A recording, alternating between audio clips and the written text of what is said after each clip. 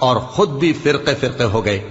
ہر فرقہ اسی میں مگن ہے جو اس کے پاس ہے، اور جب لوگوں کو تکلیف پہنچتی ہے تو اپنے پروردگار کو پکارتے ہیں اسی کی طرف رجوع کرتے ہوئے.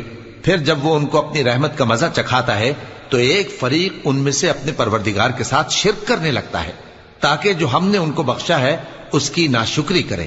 سو خیر، فائدے اٹھا لو، ان قریب تم کو اس کا انجام معلوم ہو جائے گا.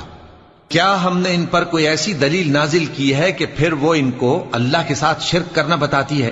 اور جب ہم لوگوں کو اپنی رحمت کا مزہ چکھاتے ہیں تو وہ اس سے خوش ہو جاتی ہیں، اور اگر ان کے اعمال کے سبب جو ان کے ہاتھوں نے آگے بھیجے ہیں انہیں کوئی تکلیف پہنچے تو نا امید ہو کر رہ جاتے ہیں.